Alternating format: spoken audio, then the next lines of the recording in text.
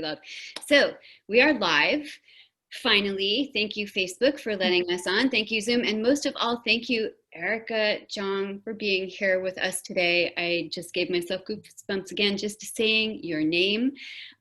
Everybody, I know you have been waiting patiently for Erica. I know that I myself have been waiting for weeks and weeks to do this. This is like an early birthday present to me from the When is your birthday, Jenna? Next Thursday, and I'm going to be 50. So you can bet that I have read Fear of 50 many, many times. And I'm so happy to be here. I'm going to cut a lot of the preamble because we have put Erica through the green room and chatting and trying to get on Facebook. But I do want to just embarrass you a little bit by reading your bio. For all of the people out there who want to revel in like all of your incredible accomplishments. So if you will permit me. Go ahead, please. The glasses, because almost 50. So Fear of Flying, and how many of you still have this cover, what we were calling the navel cover in the green room? This is the actual copy I stole off my mom's shelf when I was 14 years old, and I still have it. And my sister's like, where is that copy? And I'm like, oh, I don't know. So this is Erica's first book, published in 1973. It is safe to say it is an icon. And Erica, you have the 40th anniversary edition with you, right? Would you mind holding up the 40th anniversary edition? I love that. Kind of beautiful.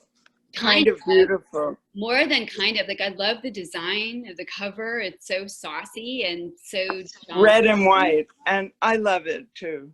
I love this. So this is the Penguin Classic edition. It's, you know, for years they didn't do a Penguin Classic. And then finally they decided to do a Penguin Classic, which means it's a classic book. Well, we all knew this, so you should have been in that pantheon long before, you know, just recently. I know. I know. A great cover.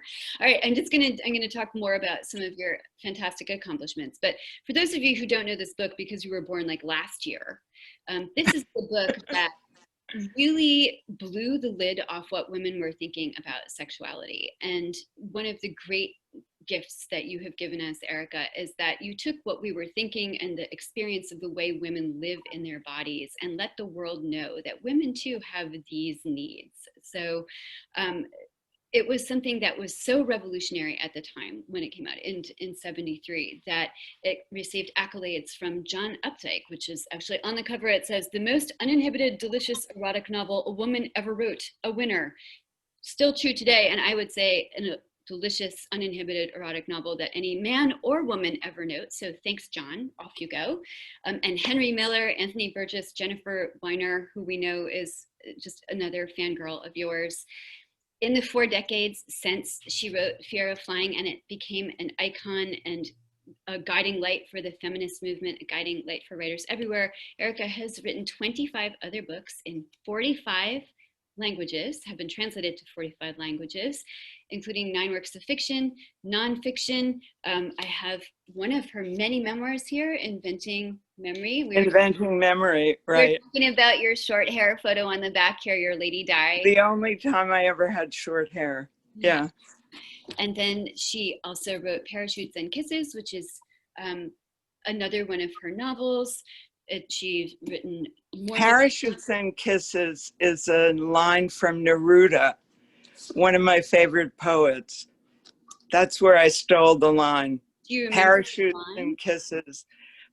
I can't remember, but it's a poem. He writes these list poems where he mentions all the things he cares about.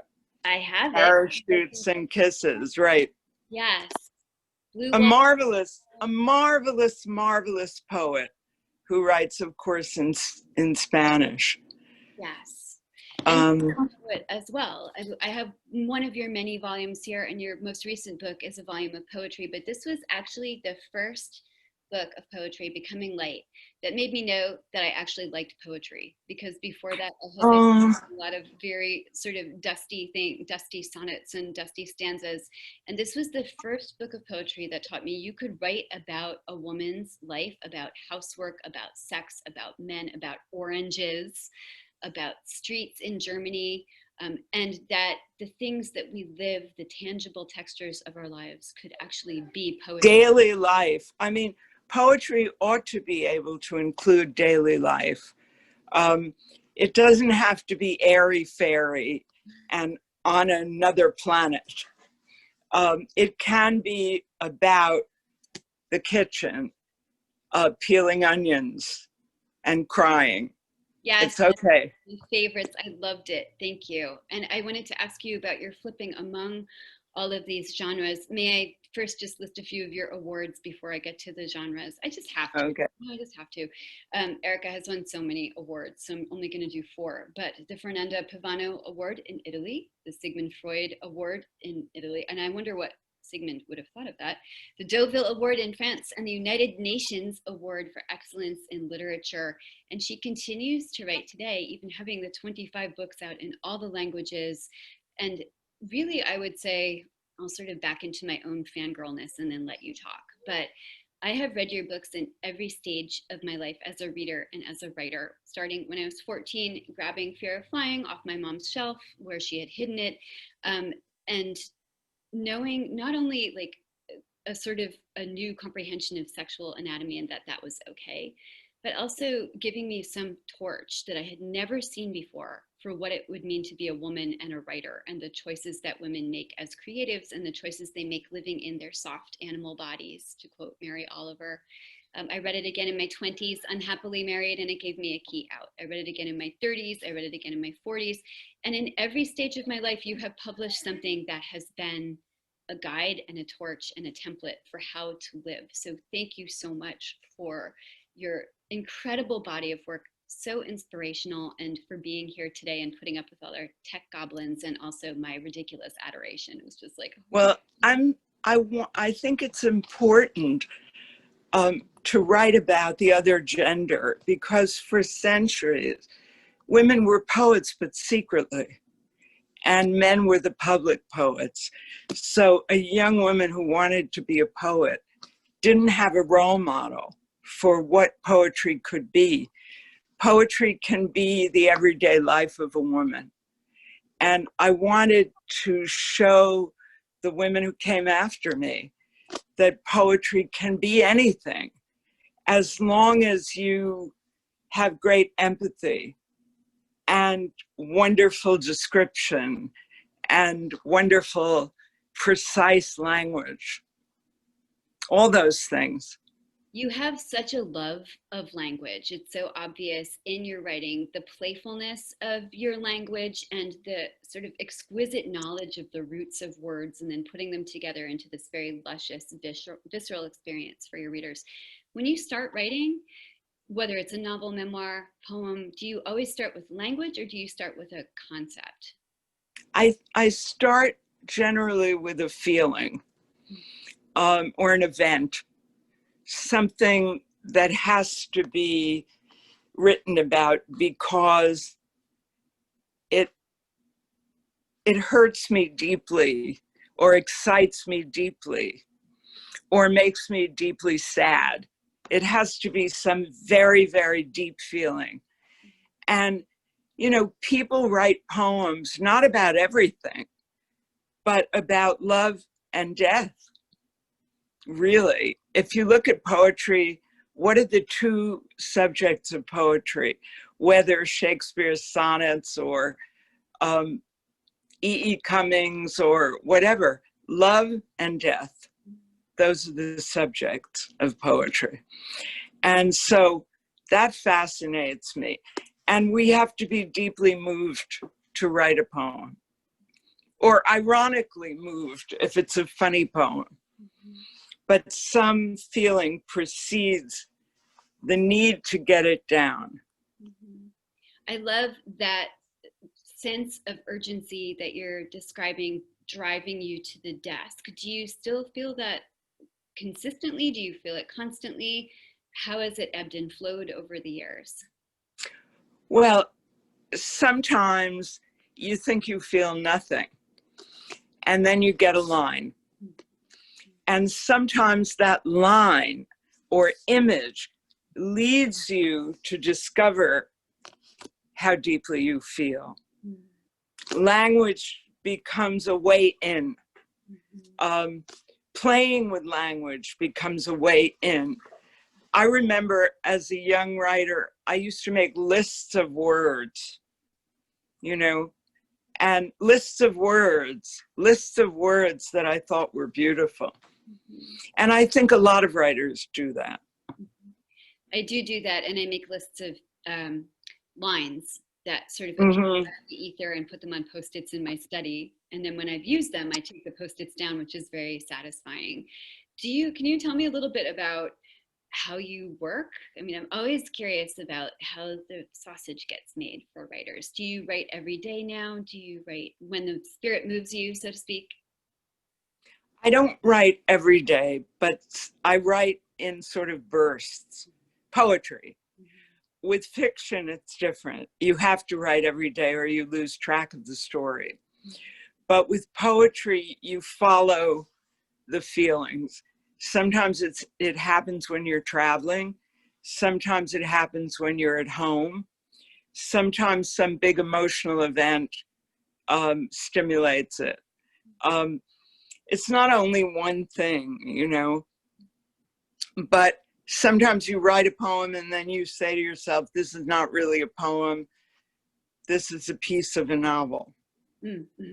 You know, so you don't really know until you've jotted it down in your notebook what form it's going to take. And I think that's okay. I think to walk around with a little notebook and write bits and pieces is a great way to see what it is you're thinking about, what it is that moves you, you know. Very interesting. Sometimes it will be an event. I was reading about the death of Emmett Till the other day and how his mother wanted his coffin open so people could see how he was mutilated. And I thought, oh my God, there's a poem. Now, I haven't written it yet, but it's something that moved me very deeply. Are you letting it marinate, or do you just sort of jot down the idea? Sometimes I feel if ideas are important enough, they stay there and keep pushing at you until you write them down. I think so too. I agree with you. And it's great to have a little notebook where you write bits and pieces that come to mind, or a line from another writer's work that stimulates your imagination. And you may use it as an epigraph or not, but it gets your mind going. Do you still have all the notebooks, and what kind of notebooks do you use, and what kind of pens? I used to only use a fountain pen, but they tend to leak all over everything, you know. Too. And I used to use purple ink because I read somewhere that Virginia Woolf used purple ink. And sometimes I'll find a purple pen and then I'll use that and think of Virginia Woolf. But it doesn't really matter that much. What matters is the memory and the language. And sometimes another writer's phrase gets you going, you know. Do you keep all your notebooks and go back through them, sometimes looking for inspiration or just wanting to reconnect with your younger? I keep the recent ones, but now my manuscripts are at Columbia University. So the older ones have gotten shipped off to Columbia. Oh, I would love to see that. I was going to say they should be in the Smithsonian or something, just your contribution to not only American literature, but it's a thing. You have changed the course of American literature. You bent that river in a certain way and allowed other people, other women to jump in. But also history. I feel that you have preserved the footprint of women in history and then also allowed us to walk in different directions, which is so amazing. So I'm glad they have. I mean, it's so important. You know, women were not given equal exposure in literature for the longest time. And certain women who were very, very great, like Emily Dickinson, were afraid to share their poems. And Emily Dickinson wrote to that awful man who criticized her poems. Higginson, was his name Higginson? I don't know. I can't remember. Are these really poems or not? You know, she had to talk to a man to see if he believed she was a poet. And I wanted to get beyond that.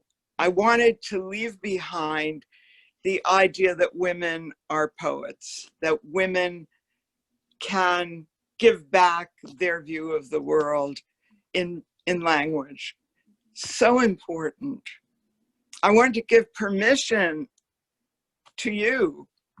Well, you did, very much so. Mm-hmm. And we talked about this a little bit in the green room, you guys. So I don't want to reheat this leftover for you, Erica, but I really felt as a young woman who had a mom, much like your mom, who was an artist and a creative. My mom was a pianist, yours was a painter, and then had children and struggled her whole life. My dad was the writer, and I really had no template for how I could be a woman and a writer until I read books. I think one of the hallmarks of all of your writing, whether it's memoir or novels or your poetry, is bravery and courage to not only call the body parts by what their actual names are and to describe those vibrant, luscious, slippery, hot feelings, but also just to say, I can leave an institution that is stifling for me, or I can dare to put out the idea that an onion is poetry and that it makes you weep tears like the tip of a It's not that I've memorized your work completely, but I have. Just you have trailblazed so much for us. One of the things that I was curious about when I was thinking, gosh, what questions do I even ask this woman I have carried in my head, like in my ear for all these years, is you are a lightning rod for women like me, who were looking for, how do we do this? You know, how are we women and creatives? And so in that sense, you're not only a public figure, you're an icon, like you're a legend, you're a public face of a movement. And yet your work is so intimate and so personal. And we have the great privilege of seeing you in your room where you might sit and be seized by a line. How do you as a writer reconcile that very public, front-facing persona and responsibility with your responsibility to your internal self? I never believe I'm famous. Okay, well, forget that then. No, this is so weird because when I sit down to write, I'm just Erica. And I was lucky in my early writing to be encouraged by other people who made it possible to write about women, like Anne Sexton. I never knew Sylvia Plath. Of course, I knew her poetry, but she made it okay for us to write about anger and rage, right? I mean, Plath opened the door to blazing anger, and that was great. Sexton opened the door to writing about your breasts and your vagina and whatever, your periods, for God's sake. So I'm standing on the shoulders of people who came before. Doris Lessing, who wasn't particularly a poet, but whose novels sort of plumbed the depths of women's feelings. And many others, Anna Akhmatova, others, women who wrote fiercely about being women. And every time I found a new one of them, I got so excited. And now you are one of them, and it's just this amazing chain of very fierce women. I was using that adjective in my own mind, and when I was reworking your bio for this interview, to say you are such a fierce describer of women's lives and a fierce advocate for blowing the lid off the things that are supposed to be taboo. Sex, death. We're not supposed to talk about that in this society, and you write beautifully about death as a presence, death as something that we face as a threshold. Right. Do you, I think writers over and oeuvre tend to return to their same themes, and I see this with sex and death and the joy in being a woman and the difficulties of it. Do you have a favorite book of yours or a favorite image? We've been talking about your poetry a lot. Do you have a novel that is my favorite novel is Fanny, being the true history of the adventures of Fanny Hackabad Jones, because I always wanted to write a picaresque novel about a woman who goes through everything, who becomes a pirate and a highwaywoman. And my subject in graduate school was 18th century satire. So I loved satire, and I loved the idea that we could take these forms that were made for men and expand them to include women, because we didn't have those books. You know, I think it was Toni Morrison who said, if the book doesn't exist yet, write it. Mm-hmm. And I knew her at the beginning of both our careers. And she was an editor at Random House. And they didn't want to publish her books because they said Black people don't read. Boy, were they wrong. Black people read like maniacs and are looking for their own experience in books and other experiences as well. And they've transformed our literature. They've opened doors that were not open before. But she was an inspiration. If the book doesn't exist, write it. That's her lesson. I love that. And I think what we're seeing now in response to a more repressive culture, a more repressive era that we're living in, or one that's attempting to be that way, is a lot of pushback from people who are saying, no, my experience matters. I might be trans, I might be Black, I might be Asian American, I might be Latinx, I might be whatever, mm-hmm. But my experience matters, and here's what it's like. So in response to repression, empathy. And it's so important, expanding the literature to include groups that have not been included before.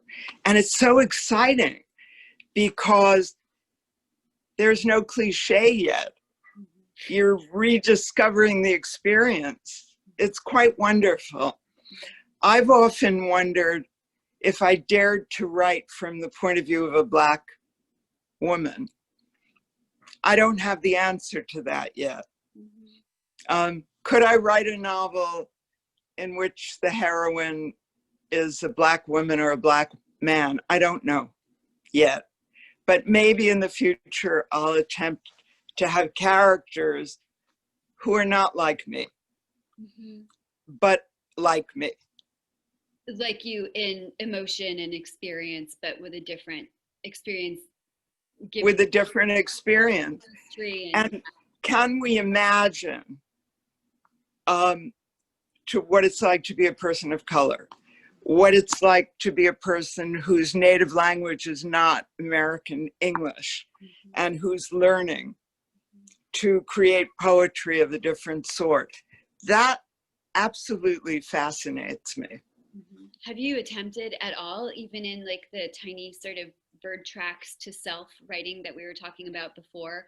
Is there a character like that who speaks to you, who you're interested in? I hope to do that in the future. Yeah, good. I love, you know, I hope not to be afraid. And it doesn't necessarily have to be my narrator, but it can be a character whom I understand. If I can understand that person deeply enough, ironically enough, humorously enough, then I can write about that character. I mean, as a writer, you're constantly opening doors, new doors. It's as if you're in this room with a million locked doors, and your job is to open as many as you can through your own observation, through your own empathy, through your own life experiences, and try to open them. One of the descriptions that I read of you is that you have blown the sealed doors off a lot of the things that we don't talk about. And that's true, of course, and your courage is so remarkable. But you just said something that I kind of made a puzzled face about. You said, I hope that, you know, I'm brave enough to attempt that character. And the reason I made that face was I thought, I have never imagined you not to be brave. It seems to me to be something that you would get up and have with your morning cornflakes. It's like there's breakfast and the sun comes up, and then there's Erica being brave and audacious in your choice of material. Was there ever a time when you were scared to write a certain always scared. In fact, I have to say that when I was writing Fear of Flying, I was in a panic the whole time. And I couldn't believe what I was putting down on the page. That is, and maybe that's an indication of what you have to put down on the page, that you're nervous, that you think you should not say those things. That's interesting. And you look to other writers for permission. That's you know, the permission that you have given so many of us who just think, I can't possibly say that. I had an interview with Cheryl Strayed who said something along those lines when she was writing her memoir, Wild. She said the parts that she thought, oh, that's too much. Like, I shouldn't put that. It's shameful in some way, or people will just think I'm freaky. Those are the moments that readers often respond to the most strongly, to say, thank God I'm no longer alone in having done this thing. Or she was writing about swallowing her mother's ashes, and readers wrote to her. And she's a lovely writer, actually. No, I think it's sometimes reading someone else's book that gives you the stab that you need to go ahead with the things that maybe you're most afraid of talking about, because you feel maybe you won't do them justice. That's the sort of person of color character, or that experience. One thing that also kind of got stuck in my ear was, if you can write about that person or that experience with irony and humor, then maybe that's a tell that you're ready to enter that experience. Because if you're only reverent about other experience, then you're not experiencing life fully. Does that? Right, exactly. And you learn that over the years through the things you write. You know, sometimes you look at a paragraph you've written and you think, no, that's not really honest. I can go deeper. How can I go deeper? Is it irony I need? Is it tears I need? Because a lot of writing is self-criticism, and you have to be open to self-criticism. It's also very helpful to have friends who will be honest with you about your writing. Do you have the world we live in is so commercial that writers worry, oh, will the publishers like that? And we should never worry about that. Really never. I mean, it's human to worry about it, but we should not, because we're the ones who push things forward. And they think they know what the reader wants, which sometimes is not what the reader wants. I think sometimes the reader doesn't know what the reader wants until they get a brand new taste treat. How would you know if it hadn't been offered to you yet? You're so right. Sometimes we read something and we're amazed. I mean, for years, I was afraid to read Ulysses, although I absolutely loved James Joyce's short stories. I loved his poems, penny each. I loved all these things. And Ulysses scared me. And I was afraid I wouldn't get it. But it doesn't matter if you don't get it the first time. Over time, if you immerse yourself in a book, you discover what the writer is really doing. Do you, one of the things I wanted to ask you too, one of the things that I loved that you did in your writing was to do this thing that I had only seen male writers do before, which is to create that alter ego, the mirror self, which is, I think about Mm-hmm. and Nathan Zuckerberg and the sort of playfulness of breaking the fourth wall occasionally in that way, or Updike's Rabbit. But I think about Isadora, who I love. And I wonder if you can like tell us a little bit about your relationship with your own sort of what we assume is the mirror self of Isadora, who has become Isadora. What a look that was, like, oh yeah. What a name I gave her. A long name. And Isadora is me, but not me, of course, as autobiographical heroes and heroines tend to be. I mean, my husband and I have just been rereading Dickens, and we keep thinking, oh my God, we're going to read all of Dickens and figure out what he's about. But it's really interesting the way the writer uses her or his autobiographical persona, which is herself but not herself. And that's interesting to me.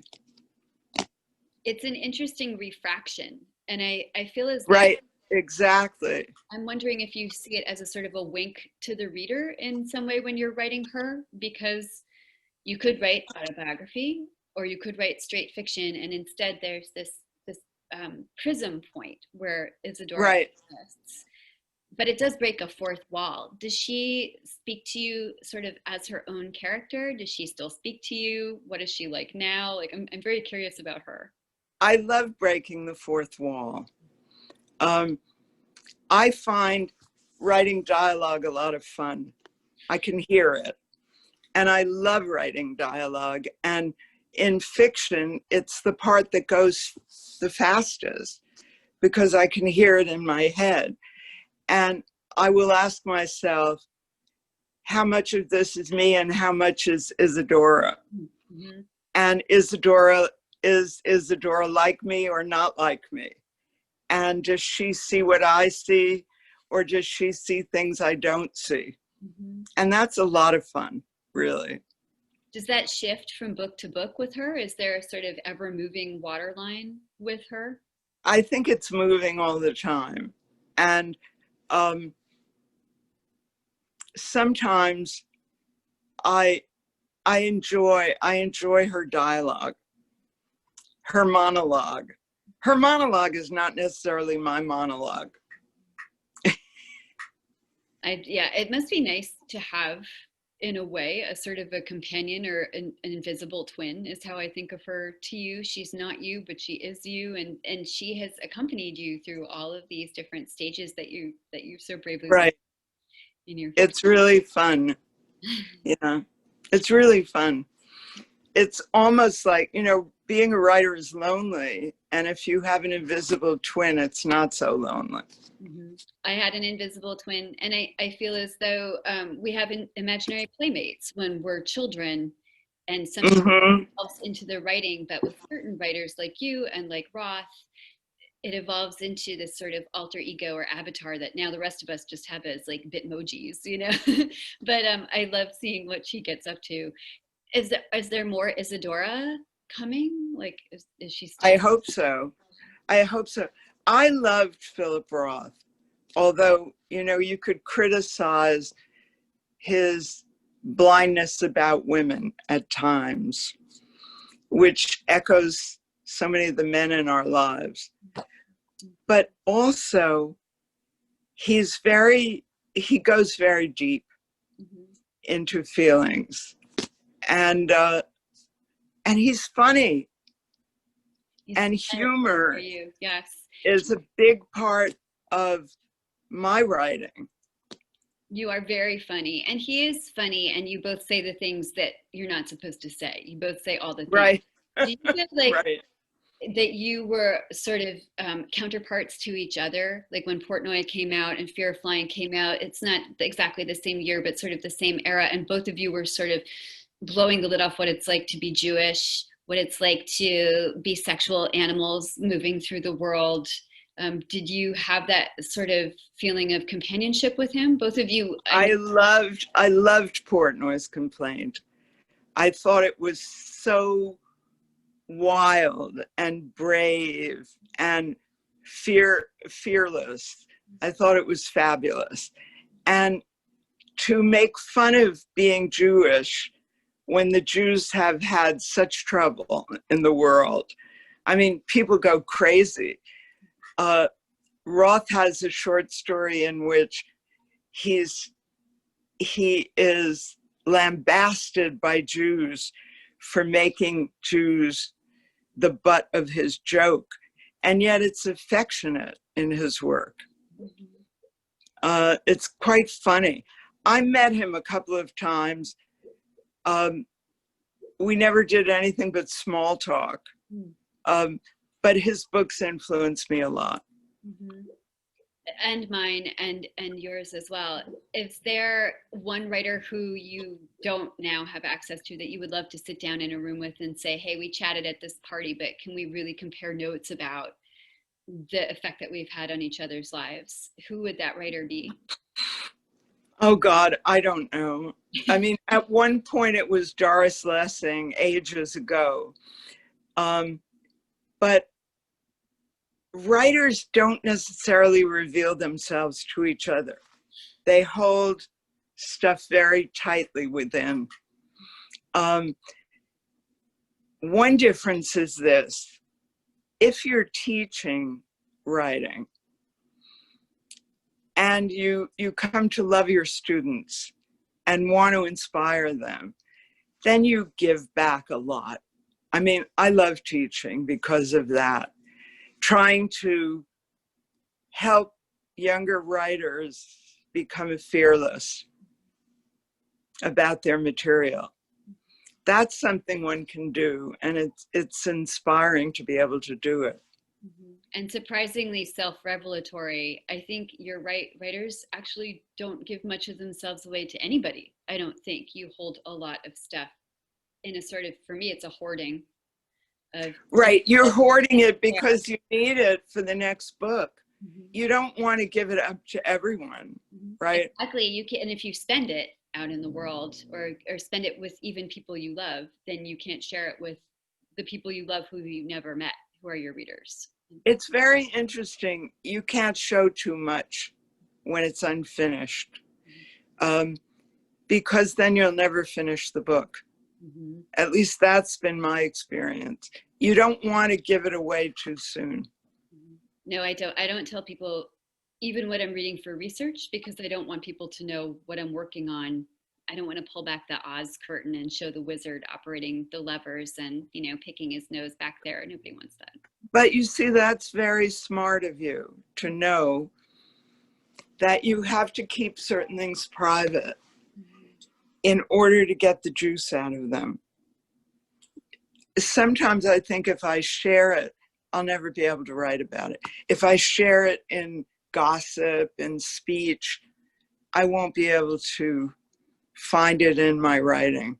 Do you think it's a barrier in some ways with, this is such a personal question, I'm so sorry, but like the people in your lives, if you're sort of holding back some emotion or some feeling, because your writing starts with feeling, do you feel as though sometimes they don't have the access that they might want to have to that inner self, like the inner you? I mean, can you really share it? I mean, the reason you write it is because that's the only way you can really share it. In a way. I mean, if you could share it through conversation, you wouldn't need to write it. Yeah. I will tell my husband, who I'm very close to, what I'm writing about, and then he'll give me a million different ideas that I can't use. Yes. Yep. Really, because that's the book he would write. It's not the book I'm writing. But it's always interesting to hear about. You know, so if people come up to you at cocktail parties and say, I have the great book that you should write, you sort of do the nod and smile and, refresh your cocktail kind of thing. that's their book. Yes. Not my book, right? I mean, people do that all the time without realizing that a writer has to process the stuff herself. She can't pick up someone else's ideas. Not at all, From where you're coming from, you can't. Because you're a writer who starts with passion, I think, whether it's, passion of sorrow, passion of fear, passion of passion. And that doesn't get generated by somebody else's idea, no matter how well meaning. No, absolutely not. I mean, people can give you ideas of books you should read that might inspire you. And sometimes that is very, very useful. I've written several historical novels, and a friend of mine once told me, go and read this 18th century chronicle of somebody who goes to upstate New York and starts a farm. Mm-hmm. And if you want to write about the 18th century, this is an autobiography of a person in the 18th century. It might give you some ideas. That's interesting. Mm-hmm, mm-hmm. But what? It's a tool. It's not a genesis. Right, yeah. Exactly. It's a tool. And research is always helpful, always. It will give you ideas, and reading other things is always helpful. Do you do all your own research still? And I'm aware that I've kept you for like 6 hours already, so I'm going to try and ration out some of the questions, but I'm so fascinated by this. Do you do all of your own research? Do you have assistants to help you with the research?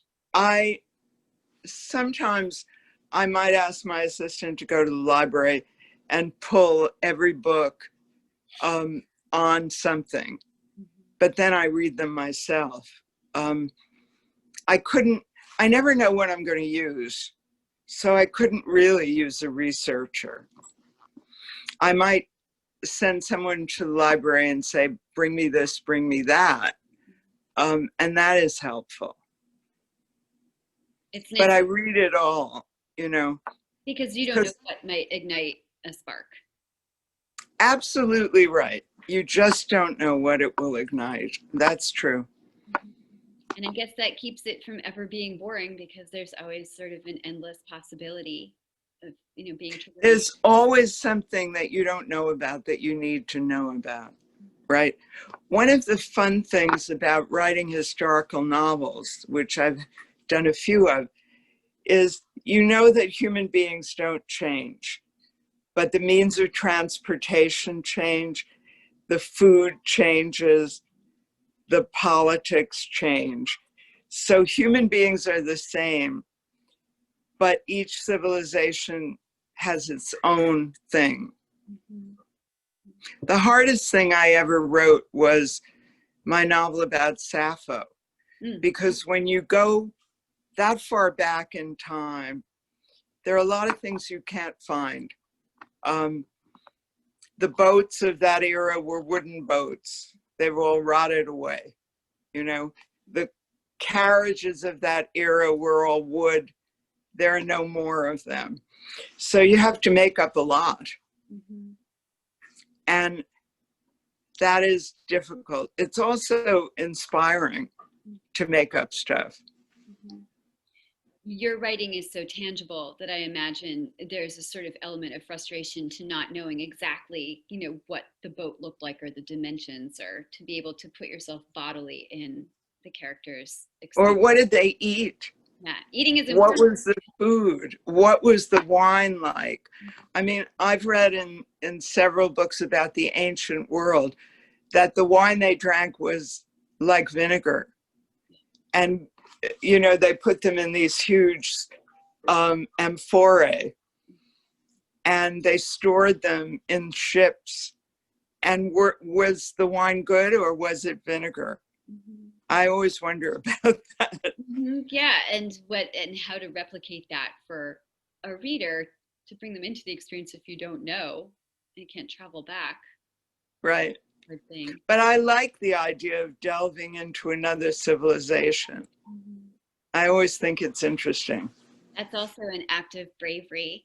My very best friend who lives in LA made me, she has also so inspired by you. She writes also, and she said, I want to know what made Erica so brave in writing about sexuality when so many of us now still fear it and find it a sort of a dreadful thing to write about. And thank you for doing that. She said, she's actually texting me like, you forgot to ask my question. But I wonder if you could speak to that a little bit and give advice to those of us who are writing openly about that particular. It's very hard to write about sex because we're all a little prudish about revealing our sexual feelings. And I've thought a lot about why are we so afraid? And I think the reason is that when sex is really hot, it feels uncontrollable. And we fear things that are uncontrollable. And maybe in writing about sex, we're afraid that we'll lose control. And that's why it's so difficult to get it right.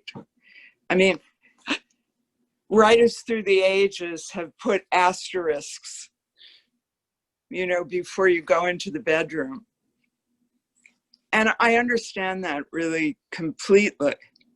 But I've tried to work against that in my own writing.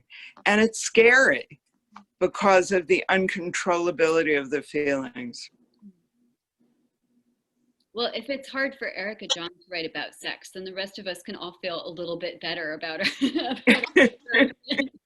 That was not an answer that I expected, because I think you do it beautifully and with joy and reverence for all of the tangibility of it and the language that you use to describe it. Was there, when you were writing it, when you were writing Fear of Flying, was there ever a moment where you thought, I just can't have this go out into the world. I don't want my mom to see it, my family to see it. You now have a daughter who's a writer who I love, who I follow on Twitter and, you know, cheer on all the time. Do you still have those moments where you just think, wow, I really said that? I really put that out there? Not anymore, but at the time of writing them, I was very scared. I remember once with my grandchildren, trying to tell them what the zipless fuck was. And my little Darwin and Bet are twins, they're both 12. And he said, I don't believe it, Darwin. He said, I can't believe that you would write that. And I said, Darwin, someday you're going to grow up and people are going to tell you about my books, and I don't want you to be shocked. He said, no more. I don't want to hear anymore. Oh my gosh. Well, that answered one of the questions, which is, what is your grandchildren's reaction to your books and your legacy and your great reputation for being a swashbuckler in this region and a sort of a pioneer? I mean, they you know, your family, your kids want you as mom, and your grandchildren want you as mom. You know, they don't really want you to be a writer. That's for other people, not for your family. Your family knows too much. Right? Yes. Well, and they can't really see you in a dispassionate way, which is completely understandable, really. Also, I think as a writer, maybe, but as a creature of appetite, it's a really foreign thing to think about your parents that way or your grandparents that way. Like, I know my mom probably had her own things going on, but if she tried to tell me about it, I'd be like, stop. You know, like, no, you don't want to know that about people in your family. Really, you really don't. It's too upsetting. We all have our convenient blind spots. They function. Yeah. Absolutely. What do you tell your daughter, who is so brave also, like she's really out there, about writing, and what do you tell young women who come to you and say, help me be like you, like give me some courage, give me some bravery? My daughter is very brave about politics. Mhm. And I have not written about politics as much as she has. And she's ferocious and funny and ironic. And she has her own bailiwick that's different from mine. And that's great. Mhm. You know, I'm more a poet and a lyrical writer. She is really more about politics and how politics changes. I think she's terrific. I agree with you. I love Molly. So if anybody is watching and doesn't follow Molly Jong Fast yet on Twitter and Instagram, you should, because I always look for her. She always has a Daily Beast. She writes a lot for the Daily Beast, for the New York Times, for a lot of different places. And she's very, very smart and fierce. the fastest trenchant comebacks of anybody I know. So it's one of the sort of what would Jesus do moments. I think, what is Molly going to say about this latest, predicament in our 5-minute news cycle? And I look for her. So thank her. She's very good. Yes. Yeah. Do you collaborate on writing at all, or not collaborate necessarily because you have your own kingdoms, but do you share shop talk about writing? Sometimes, but whenever I've said to her, we should write a book together, she always says, not yet. Mm-hmm. Maybe someday, but not now. So she has her own point of view, which I'm very proud of. She does. And it's different from mine. So you could do she said, and we might have that to look forward to. Right. Someday, maybe we'll figure it out. Can you tell us, you mentioned at the beginning of the interview that you were hoping someday to write a character of color, and that you're actively working. What is it like to start a new thing? Are you writing a new thing right now? I've been trying to write an autobiography, and I've decided it's too soon. But I have a lot of stuff, and I began a historical novel set during the Revolution, the French Revolution, and that fascinates me. I've always been interested in the 18th century, which is the beginning of the modern world. And in many ways, the French Revolution is the beginning of the modern world. And the terrible cruelty of that era, with heads being cut off, is really the beginning of modern warfare, you might say, because we've had a very bloody civilization. And we can't pretend that's not true. So that quite fascinates me. Are you in a research phase with that now, or are you actively working? I'm writing some stuff and I'm researching at the same time.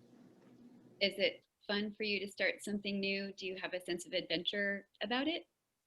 I'm always starting something new, but not everything comes to fruition. I'll write maybe 40 pages and then put it in a drawer. And then I'll come back to it and say, is this any good?